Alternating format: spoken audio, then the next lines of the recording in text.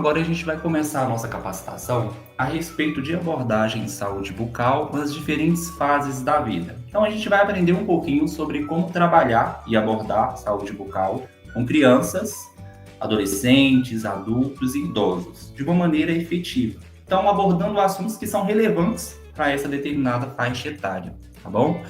Começando então com um grupo muito parecido, que são as crianças e adolescentes. Normalmente são assuntos muito semelhantes que a gente vai abordar com esses grupos, então eu acabei juntando isso e aí nós vamos conversando sobre cada um deles agora.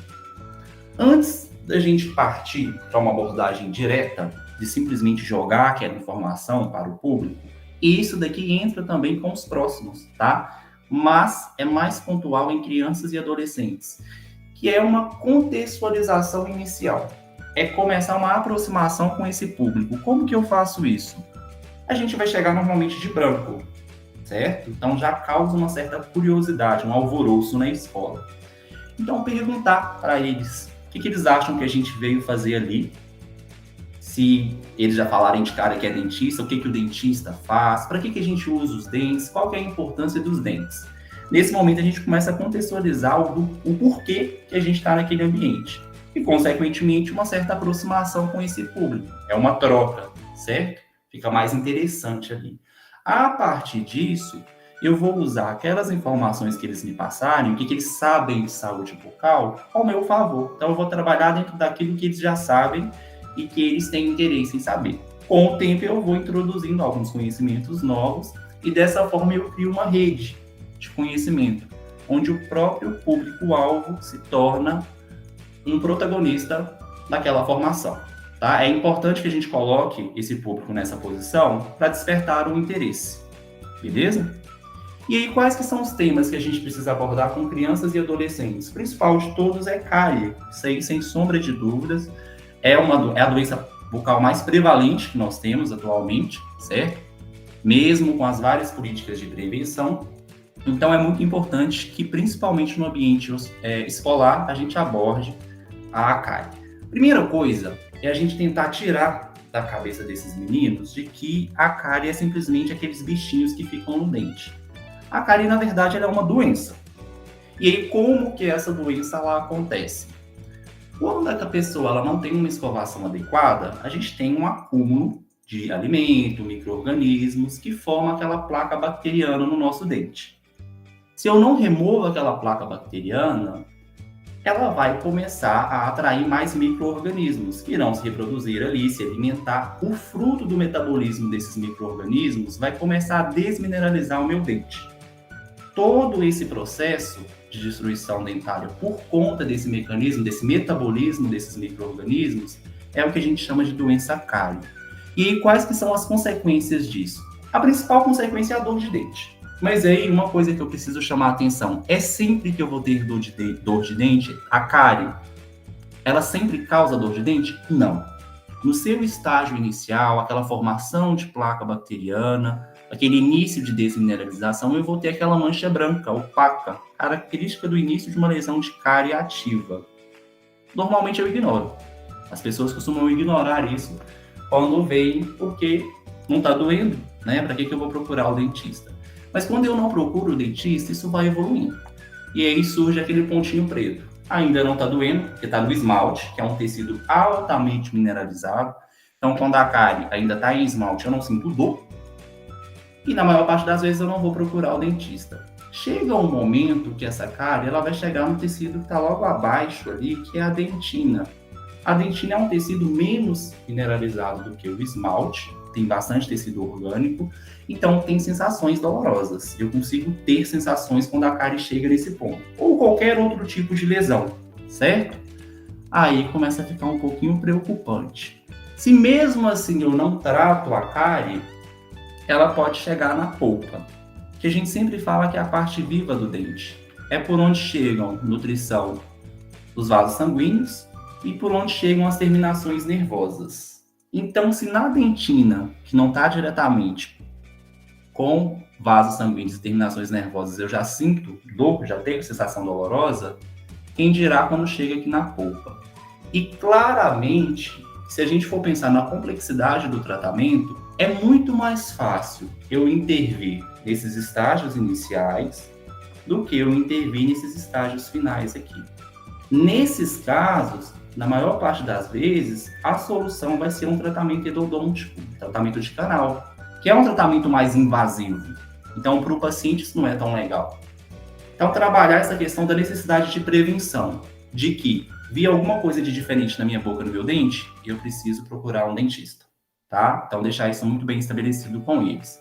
A questão da dor de dente, explorar um pouquinho desse ponto também, perguntar se alguém já teve dor de dente, e aí falar com eles o porquê que essa dor acontece. Vocês podem usar esses modelos de evolução da cárie. O PET, inclusive, tem um modelinho sobre isso, ou no dia lá também, se a gente expor de data show, a gente pode usar uma apresentação de slides, mas não necessariamente, tá? Desde que seja muito bem falado, com eles conseguem entender esse mecanismo da dor de dente e como que a gente vai prevenir. Um outro ponto, que tem gente que acha que a gente não precisa trabalhar com criança, mas precisa, é a gengivite. Só que, diferente da gengivite que a gente trabalha com adultos, que é mais voltada para a doença periodontal, a gente vai tratar uma gengivite que é causada muitas vezes por trauma durante a escovação. A criança normalmente não tem uma coordenação motora muito bem estabelecida. Então ela escova com muita força e de uma forma desordenada. Qual que é a consequência disso? Traumas na gengiva. E como que ela responde? Com inflamação, e um dos principais sinais de inflamação é o sangramento, tá? Então é preciso que eu explique para eles esse problema da gengivite, que é uma inflamação na gengiva, ela fica vermelha, dolorida, inchada. E por quê? Porque está escovando com muita força, ou porque a cerda da escova é dura. Então falar com eles a questão da cerda ser macia, tá? E explicar a questão do que causa essa inflamação e como que eles vão evitar. Muita gente vai falar assim, quando eu escovo com mais força, limpa mais. Tirar esse paradigma deles, tá bom? O mau hálito também é um tópico muito importante de trabalhar nesse grupo, principalmente por conta da escovação da língua, tá? Então, chamar a atenção para esse ponto. A maioria já costuma saber como faz a escovação, mais ou menos ali da maneira correta. Só que grande parte esquece da língua. E qual que é a principal consequência de não escovar a língua? Além da cárie que a gente já sabe, que fica micro-organismo e resto de alimento. O mau hálito. Então, puxar o gancho aí e aproveitar para, nesse momento, chamar a atenção para a necessidade de escovação da língua. O trauma dentário, inclusive, nessa ação de Congonhas, a gente vai ter uma palestra voltada para a equipe escolar só sobre o trauma dentário, para vocês terem a noção do quão prevalente essa condição é no ambiente escolar, tá? Acontece demais. Tem uma faixa etária de preferência, que é de 12 a 15 anos? Sim, mas acontece também em crianças mais novas.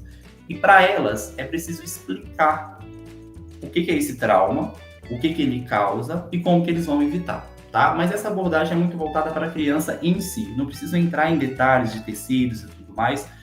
Eu só preciso explicar que brincar de uma forma desordenada, sem tomar cuidado, correr na rua sem olhar para um lado e para o outro, brincar sem a presença de um adulto, por exemplo, não é bacana porque eu tenho essa possibilidade do trauma e a criança pode, inclusive, perder o dente, se ela, dependendo do trauma, da intensidade desse trauma. Então é preciso que eu fale com elas sobre isso, tá? Como que a gente trabalha, então, na prática, a prevenção com crianças e adolescentes? Como que a gente chama de escovação supervisionada? É, depois desse momento teórico, dentro de sala de aula, levar os meninos para os escovódromos e ensinar a escovar dente e ver se eles realmente aprenderam da forma como vocês mostraram. Tá? De preferência num local que tenha espelho, até porque quando a gente está ensinando a escovar dente, a gente fala da necessidade do espelho para ver quais as regiões dos dentes e tentando observar a movimentação. Por conta dessa carência em coordenação motora, é preciso que a gente corrija alguns movimentos, tá? E aí, como que eu ensino uma criança a escovar o dente? Qual que é a maneira correta de escovar os dentes? A gente mesmo da odontologia, pelo menos aqui na UFVJM, tem essa aula no 4º período. Antes disso, A gente acha que sabe escovar da maneira correta, mas aprende de fato no quarto período. Vocês vão aprender agora, um breve spoiler, tá? Vamos lá. Uma das coisas que a gente vai conversar daqui a pouco, não vou entrar nesse mérito agora, é a questão da quantidade do creme dental. Mas segura essa informação por enquanto, tá? Já alerto que não é essa quantidade que está sendo mostrada aqui. Isso aqui é a quantidade de comercial de pasta de dente. Eles querem vender o creme dental, certo? Mas aí é um tópico para daqui a pouco. Primeira parte que eu preciso explorar da escovação é a parte que aparece quando a gente fala, quando a gente sorri, que são as faces vestibulares dos dentes. Essas faces de fora, digamos assim, tá? Como que eu posso fazer a escovação dessa porção dos dentes? Movimentos circulares, ou, dependendo da idade da criança, eu posso usar o termo movimento de bolinha. De 2 em 2 dentes, pelo menos 10 vezes. Bem devagar, tá? Para não lesionar a gengiva, tanto nos dentes de cima como nos de baixo. Ok. Tem alguns autores que orientam fazer esse movimento de cima para baixo e de baixo para cima, dependendo de qual arco que eu estou, se é superior ou inferior? Sim. Tá errado? Não. São duas formas que eu tenho de orientar a escovação. Possíveis. Vocês podem optar por uma ou por outra. Agora, se eu estiver falando com um público infantil, eu não posso usar duas opções. Eles não vão saber entender qual das duas está certo, ou se as duas estão certas. Por que tem duas certas? Por que não uma só, tá? Então, se vocês forem orientar crianças, escolham uma. Ou essa de movimentos circulares, ou essa daqui, tá bom? Em seguida, eu preciso higienizar as faces palatinas e linguais. Palatinas, no caso dos dentes superiores, então aquelas faces que estão voltadas para dentro, para a garganta, e nos inferiores, lingual, porque é a língua que está logo aqui atrás, certo? Eu não consigo entrar com a escova nessa posição daqui. Então, eu vou colocar ela em uma posição mais vertical, e aí sim, eu uso esse movimento daqui, ó.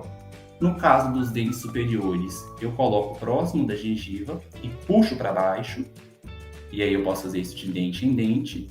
E nos inferiores, o contrário, de baixo para cima, tá? Aqui a gente higienizou tanto as faces vestibulares como palatinas e linguais. Falta as oclusais dos dentes, certo? Aqui também eu tenho duas formas de fazer essa orientação. Ou eu posso falar que a criança vai chegar no último molar, o último dente que ela tem aqui, e puxar, fazer um movimento único, volto com a escova lá de novo, faço o movimento, ou pode ser movimento de vai e vem, tá? Muita gente usa o movimento de trenzinho.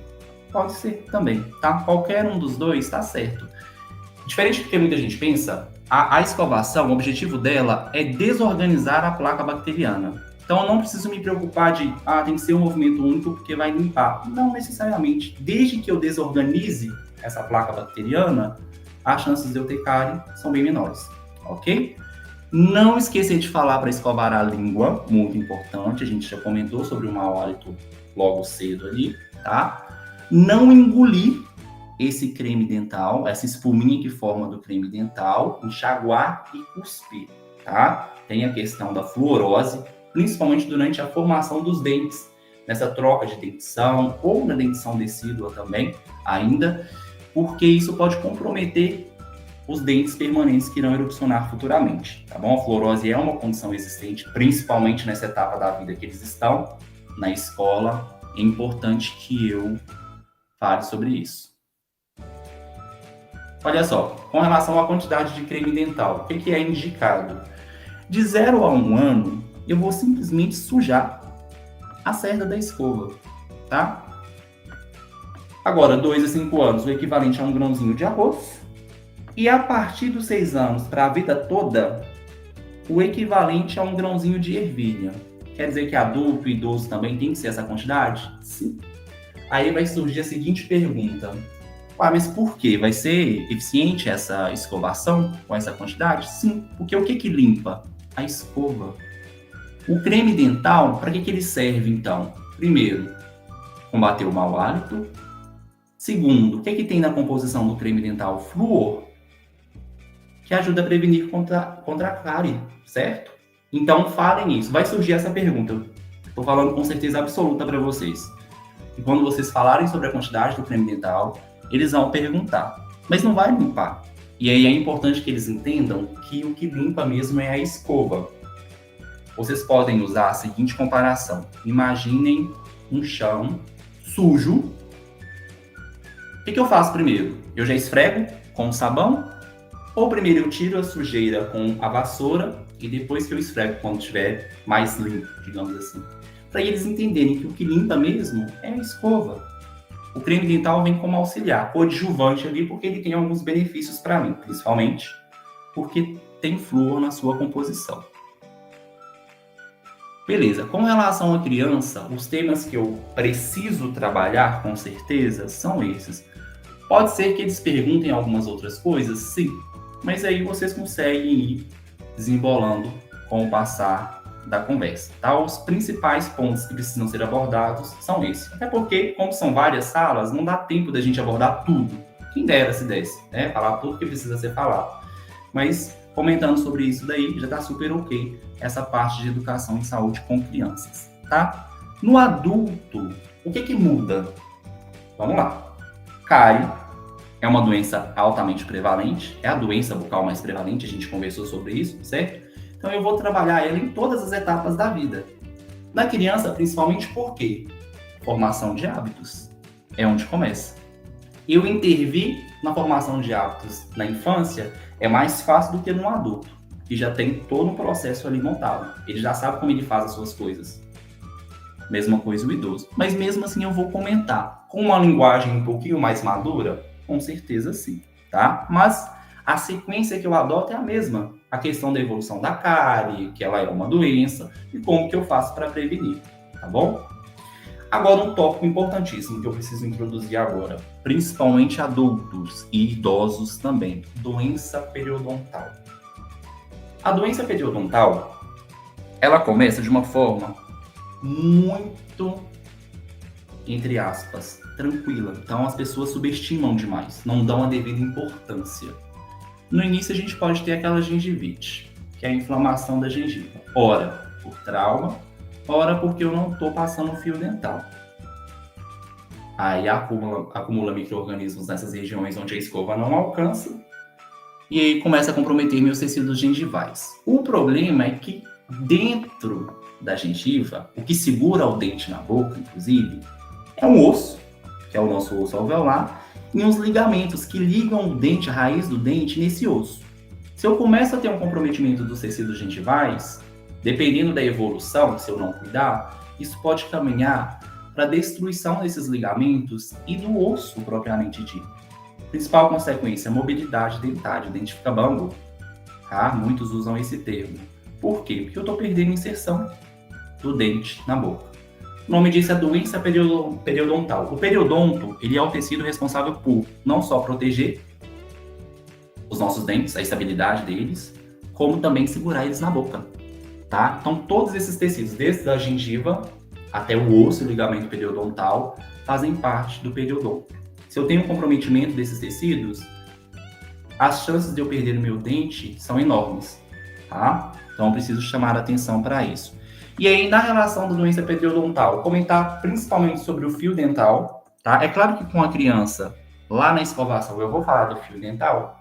Vou. Inclusive, a gente tem modelo para mostrar como que passa o fio dental. No kit de escovação deles vai vir o fio dental também, mas aqui no adulto eu preciso chamar muita atenção por conta da doença periodontal, tá? Como que eu trato isso?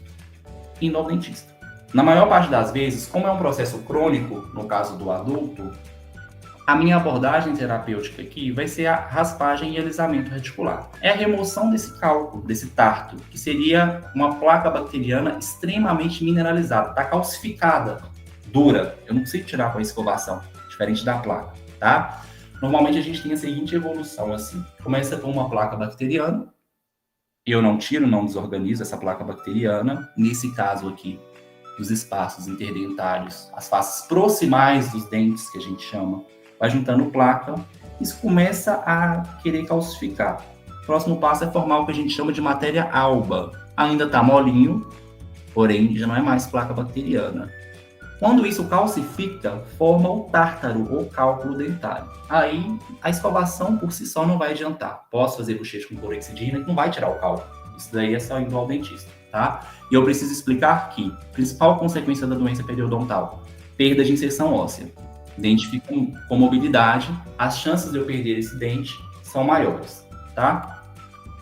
Claro que uma consequência da doença periodontal também é o comprometimento sistêmico. Sim, a gente tem uma relação da doença periodontal com diabetes, uma dupla relação, inclusive, uma interfere na outra, tá? Doenças cardiovasculares, a gente tem a possibilidade da endocardite bacteriana, quando algum micro-organismo dessa inflamação que está acontecendo no periodonto chega na circulação sistêmica e chega lá no coração, tá bom? Então, eu preciso ter uma atenção com isso. A doença periodontal, ela está relacionada com várias doenças sistêmicas, vocês vão ver isso futuramente, então eu preciso cuidar disso. E por que isso acontece? Da mesma forma que a nutrição sanguínea, ela chega aí nos tecidos periodontais, assim como no dente também, ela sai e ela cai na corrente sanguínea sistêmica. Então, se chegar lá, eu posso ter um comprometimento maior do que eu espero, tá bom? Câncer de boca é um tópico que eu preciso abordar também. É uma doença maligna, tá? Extremamente lesiva para o paciente e, diferente do que muita gente pensa também, não é tão incomum de ser encontrada. Porém, no caso do câncer de boca, se eu tenho um diagnóstico precoce, logo cedo, eu consigo tratar, então ele vai ser menos lesivo para aquele paciente. Como que eu consigo tratar mais cedo? Identificando. Mas aí trazendo informação para essa pessoa, de que qualquer machucado que apareça na minha boca e dure mais que uma semana, pode começar a desconfiar que tem alguma coisa de errado com isso, tá? Então, orientar de procurar o dentista. Qualquer machucado, seja uma afta, acontece muito. A afta, ela é autorresolutiva. A ulceração aftosa recorrente pode ser por trauma, o gatilho pode ser emocional, então quando a pessoa fica muito estressada, muito ansiosa, a afta aparece. Pode ser por uma alimentação muito cítrica, muito ácida. Eu, por exemplo, meu gatilho para afta é abacaxi. Não posso passar nem perto, me dá afta. Meu gatilho são alimentos cítricos. Tem pessoas que ficam nervosas e desencadeiam ulceração aftosa recorrente. Aparecem várias aftas na boca, tá? Assim como trauma também, queimaduras, ok? Mas se isso durar por mais de uma semana, tem alguma coisa de errado. Pode ser que esteja se desenvolvendo uma lesão maligna ali, ou até mesmo uma lesão benigna, mas que necessita de intervenção do cirurgião dentista, tá? É muito importante que eu oriente o paciente a fazer o autoexame de boca, de frente com o espelho. Ele pode fazer isso em casa. E como que eu faço isso? Fazendo a inspeção de todos os tecidos bucais, desde o lábio, toda a região que mole. Eu posso orientá-lo a puxar o lábio de frente com o espelho e observar tudo, apalpar para ver se ele sente algum volume nessa região, algo que não estava ali antes. Se ele sentiu, começa a acompanhar. Durou mais que uma semana, procurar o dentista na hora, tá? A bochecha, a mucosa jugal, tá? Que é essa parte de dentro da nossa bochecha. Lábio inferior, e aí sempre ir apalpando também, para ver se sente alguma coisa. O palato, que é o céu da boca. A língua é o mais importante, gente, porque a língua é a região de predileção para câncer bucal, principalmente borda lateral de língua, essa região aqui, ó. É muito comum o acometimento por câncer bucal.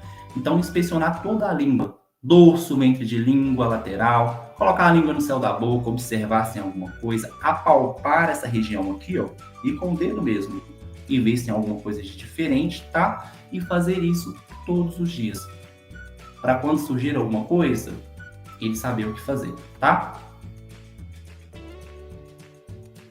Sensibilidade dentinária é outro tópico que nessa faixa etária é muito comum. Primeira coisa, por que ela acontece? Sensibilidade está muito ligada à exposição de dentina. A gente viu que é um tecido muito sensível, lembra? Está logo abaixo do esmalte. Ou mais próximo da raiz do dente. A gente não tem esmalte em toda a extensão do dente. A gente tem na coroa, mais próximo da raiz, tem o cemento e tem a dentina. São tecidos sensíveis. Eu tenho dor. Quando esses tecidos estão expostos na boca, seja por uma lesão de cárie, que destruiu o esmalte, a dentina está exposta, seja porque o paciente tem retração gengival, a gengiva ela saiu de posição. Ela desceu mais do que ela deveria. Isso expôs cemento, expôs uma parte da raiz, dentina, tecido sensível. Então, explicar. Mas por que essa retração gengival ela acontece? Porque a cárie a gente já conversou, certo? A gente sabe como que funciona e por que está acontecendo a dor. Mas no caso de sensibilidade em paciente que não tem cárie, minha primeira hipótese, retração gengival. Pode acontecer por escovação traumática, tá? Pode acontecer por doença periodontal, que a gente acabou de ver aqui. Então, é preciso que eu avalie isso. Se eu identifiquei que tem retração gengival, vou ao dentista para ver qual que é o fator etiológico ligado a essa retração, para saber como que eu vou direcionar o meu tratamento.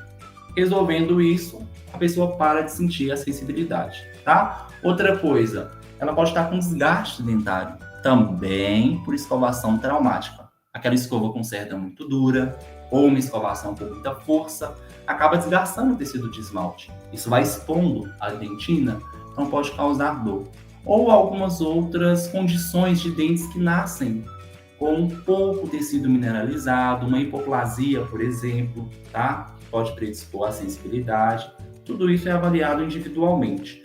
Toda vez que eu sinto isso, eu vou ao dentista. Ele precisa pesquisar o que está causando. Mas, na maioria das vezes, é porque eu tenho exposição de dentina. Como que eu resolvo? Depende do que está causando. Mas eu preciso tampar isso daí, de alguma forma, tá? Olha só, a retração gengival, como que ela acontece clinicamente? É esse aspecto, tá vendo? A gengiva, ela desceu da posição original, ela deveria estar aqui, ó, cobrindo toda essa porção da raiz e aparecendo só a coroa na boca do paciente, mas está aparecendo essa porção da raiz. Essa parte daqui não é altamente mineralizada. Então, se eu tenho isso exposto na boca, eu vou ter sensibilidade. Um alimento muito quente, um alimento muito frio, um alimento muito ácido, tá bom? Então, eu preciso que eu me atente com isso. Uma outra condição que a gente tem também que pode predispor à sensibilidade dentária é as lesões cervicais não cariosas. Cervical do dente é essa região da coroa mais próxima da gengiva. É aqui, ó. Tá? Se eu tenho um trauma oclusal, forças oclusais acontecendo de uma forma desordenada, ou porque eu fiz uma restauração que está muito alta, ou porque a oclusão do paciente é desbalanceada também, tá? Ou algum outro tipo de trauma, eu começo a ter um desgaste do esmalte que deveria estar aqui, que forma essas lesões do tipo cunha, tá vendo? Que não foi por conta de cárie, eu não tenho tecido carioso aqui. Nesses casos, eu chamo de lesão cervical não cariosa. Nesse aspecto clínico aqui do tipo a bifração, tá? Como que eu resolvo isso? Eu preciso identificar primeiro o que causou. Não adianta nada eu restaurar essas lesões cervicais não cariosas se o paciente tem pontos oclusais desordenados. Vai quebrar de novo. É muito recorrente isso em consultório, o paciente chegar com uma lesão cervical não cariosa que antes tinha sido restaurada, seja com resina ou ionômero de vidro, e depois ele falar que soltou.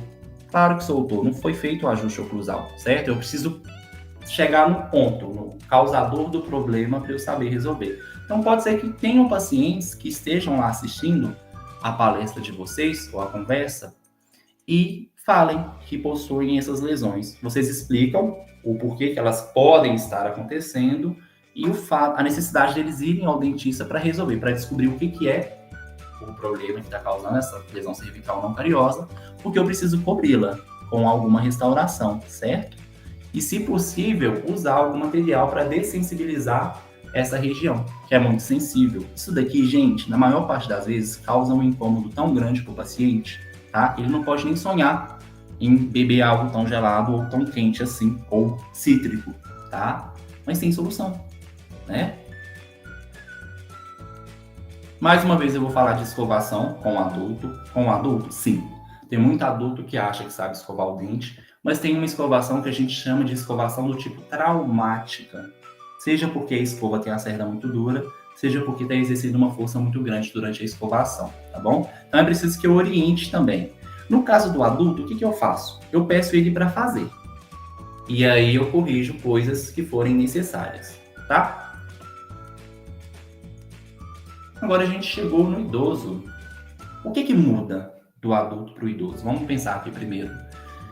Bom, se a gente for pensar em condições crônicas mais recorrentes, né? principalmente doença periodontal. A gente viu que o período ele é muito importante numa doença periodontal. Quanto tempo que ela está instalada vai definir a complexidade do tratamento e o quão danoso isso está sendo para o paciente, tá? Então, o primeiro assunto que eu abordo com o idoso, doença periodontal. Inclusive, a grande maioria dos pacientes que a gente atende na faculdade, não só na faculdade, no consultório também, tá? São pacientes com demandas periodontais e normalmente pacientes mais idosos, porque é uma condição que já vem aí há bastante tempo. Os dentes já estão com mobilidade, já tem perda óssea, então ali a minha orientação é um pouquinho diferente, tá? Aqui eu vou explicar o que é a doença periodontal, mas para isso eu preciso explicar. Bom, o dente ele fica fixo na boca, na gengiva, dentro do alvéolo, porque ele é ligado ao osso alveolar por ligamentos, ao nosso ligamento periodontal. Se eu tenho um comprometimento da destruição disso, o dente começa a ficar bambo, claro. Quais as soluções que eu tenho? Eu tenho a remoção do tártaro do cálculo, para eu reduzir essa inflamação que está acontecendo nesses tecidos, e vou ver a que pé que está.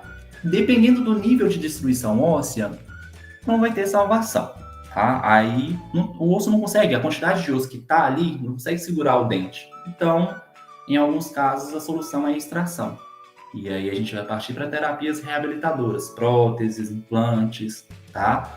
Mas em idosos que eu perceba que ainda tem uma condição que dá para reverter, e eu preciso explicar para eles que dá para reverter, muitos têm a falsa ideia de que se já está nessa condição, se o dente já está bambo, tem que arrancar.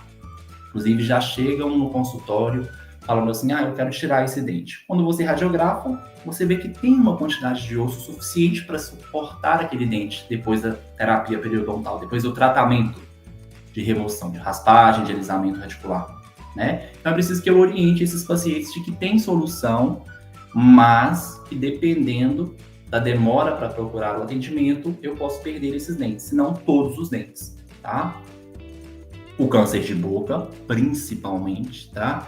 Se a gente for estudar sobre a epidemiologia do câncer de boca, a gente vai encontrar que ele é muito prevalente em pessoas acima dos 40 anos de idade, fumantes, tá? Ou etilistas, que estão expostos ao sol sem proteção. Esses são alguns fatores de risco envolvidos aí no câncer de boca. Isso quer dizer que essas pessoas vão ter câncer de boca? Não, mas elas estão mais expostas a fatores que predispõem ao câncer de boca. Preciso levantar isso daí também, tá? O autoexame, mais uma vez. Aqui eu não vou explicar tudo de novo, porque a gente já conversou sobre isso, mas é muito importante que eu oriente eles a fazer, tá? Agora o tópico principal. Vocês viram que cada faixa etária tem uma informação mais relevante de ser tratada. No caso dos idosos, prótese, né, ainda é muito comum, principalmente dependendo da região, a gente vai encontrar bastante. Então é preciso que eu saiba orientar sobre essas próteses. Primeira coisa, vamos ver aí rapidinho quais que são os tipos de próteses que a gente tem, porque eles vão relatar para a gente e é preciso que a gente entenda do que se trata. A primeira que eu tenho é no caso dos pacientes que perderam todos os dentes. A gente chama de prótese total. A gente pode ter paciente com prótese total apenas em um arco, então no arco superior, por exemplo. No arco inferior ele ainda tem alguns dentes, tá? Ou eu posso ter um paciente que não tem nenhum dente na boca e que usa prótese total superior e inferior. Ok, isso é um ponto. O outro tipo de prótese que a gente tem aqui é a prótese parcial removível, a famosa PPR ou ROT. Muitos pacientes utilizam essa terminologia, ROT, tá? Nada mais é do que uma prótese parcial removível. É isso daqui. É o caso daquele paciente que ele ainda tem alguns dentes, só que ele perdeu outros. E aí eu recuperei isso com a terapia reabilitadora, colocando alguns dentes nesse lugar que ele perdeu, tá? Mesma coisa, posso ter PPR em um arco só, posso ter PPR nos dois arcos. Posso ter um paciente com prótese total superior e PPR inferior e vice-versa, tá bom? O outro tipo que a gente tem é a prótese unitária, a coroa. Coroa de porcelana, metalocerâmica, tá bom? As coroas unitárias. São só esses tipos de próteses que a gente tem? Não, de forma alguma. Tem prótese sobre implante, tem overdenture, Tem N outras possibilidades atualmente na odontologia, mas as principais são essas. É só para a gente entender a extensão. Quando fala comigo assim, Rote, eu sei que ele tem alguns dentes na boca e outros são artificiais, que fazem parte da PPE. Prótese total, ou dentadura. Ele está se referindo à prótese total, então ele perdeu todos os dentes. Eu tenho uma coroa. Ele perdeu um dente só, ou a coroa de um dente só ele recuperou com um material artificial. Pode ser de cerâmica, metal cerâmica, porcelana, por aí vai, tá? De acordo com isso, eu preciso orientar esse público com relação à higienização e armazenamento dessas próteses. Eu preciso não só falar sobre a necessidade de higienizar a prótese em si, como também de higienizar o rebordo alveolar, que é a região onde eu encaixo as próteses, tá bom? Primeiro vamos falar da prótese. Como que eu faço?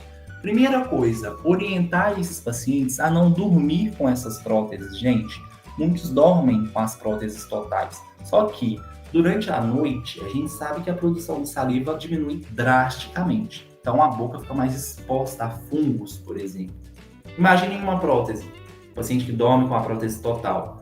É um ambiente perfeito para micro-organismos, para fungos. Então é muito comum Candida albicans, candidíase, estomatite.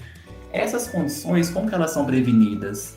Não dormindo com as próteses, higienizando elas da maneira correta e higienizando também o rebordo alveolar, esses tecidos moles. No caso da prótese, eu posso usar uma escova específica que eu tenho no mercado, ou eu posso comprar uma escova de dente com as cerdas duras. E aí entra um ponto. Tem criança que vai perguntar assim, se eu tenho que escovar meus dentes com escovas com cerdas macias, por que existem as cerdas duras? Para escovar a dentadura, tá? Dentes artificiais. Não preciso comprar essa daqui, que ela é um pouquinho cara no mercado, mas é uma opção que eu posso apresentar para as pessoas. Dependendo, a pessoa vai preferir comprar dela, tá? Preciso usar pasta de dente, creme dental para escovar a dentadura, a prótese? Não necessariamente. Eu posso escovar com detergente, tá? E aí eu vou enxaguar ela muito bem. Pega um copinho, que vai ser usado só para isso, um recipiente, coloca uma tampinha de água sanitária e preenche o restante com água. E deixa essa prótese, ou essas próteses totais, se forem superior e inferior, dentro dessa substância, tá? Durmo. No outro dia eu acordo, vou enxaguar isso daí, higienizar o rebordo alveolar e encaixar de volta. No caso do rebordo alveolar, como que eu vou higienizar? Posso pegar uma gaze, tá? Enrolar no meu dedo, umedecida, e passar só para eu remover o acúmulo de alimento ou qualquer outra coisa que esteja aqui, tá bom? É até bom que nesse exercício, enquanto eles estão fazendo isso, eles podem sentir se surgiu alguma coisa, se tem algum brotinho, se a prótese está machucando também, tá? E dormir sem a prótese dá espaço para essas regiões respirarem, tá? Para ter circulação, para não ficar aquela coisa já sem saliva ali e o que fungo ama, tá bom? Então aproveitar esse período para dar uma inspeção. A língua, a mesma coisa.